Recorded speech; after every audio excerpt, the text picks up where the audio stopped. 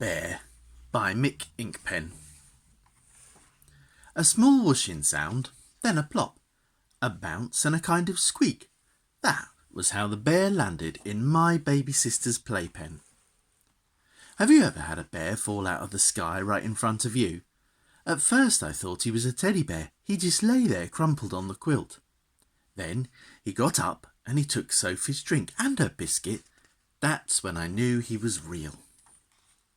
The bear climbed out of the playpen and he looked at me. He rolled on his back, lifted his paws and he growled. He seemed to want to play. I put him in Sophie's baby bouncer. He was very good at bouncing, much better than Sophie. I sneaked the bear into the house under the quilt. At bedtime, I hid him among my toys. Don't you say anything, Sophie, I said. I want to keep this bear. Sophie doesn't say much anyway. She isn't even 2 yet. In the morning, the sound of shouting woke me up. Sophie, that's naughty. It was Mum. She was looking at the feathers. Sophie, that's very naughty. She was looking at the scribble. Then she looked in the potty. Sophie, she said, good girl. But I don't think it was Sophie. I'm sure it wasn't Sophie. It definitely wasn't Sophie. I took the bear to school in my rucksack. Everyone wanted to be my friend. Does he bite? They said. He doesn't bite me. I said. What's his name? They said. He doesn't have one.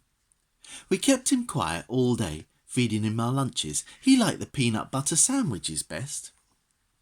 After school, my friends came to the house. Where is he? They said. We played with the bear behind the garage. We made a tunnel, a bridge and a jump. When the car came back, the bear had gone. We looked and we looked, but there was no bear anywhere. At bedtime, Sophie wouldn't go to sleep. She didn't want her elephant. She didn't want her rabbit. She threw them out of the cot. I gave her my second best pig and she threw it out. Sophie, that's naughty, said Mum. But Sophie just howled. She wanted bear.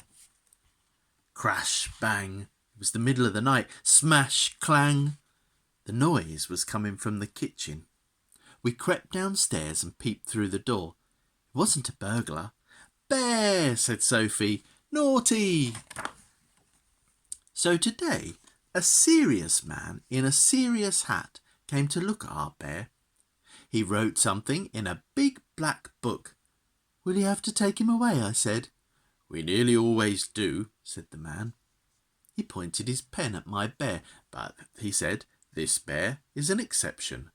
This bear, he went on, has fallen quite unexpectedly into a storybook, and it's not up to me to say what should happen next. So can we keep him? I said.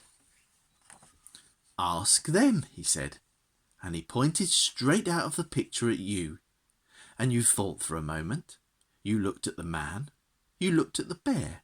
You looked at Sophie. You looked at me. And then you said, yes, you can. So we did. The end.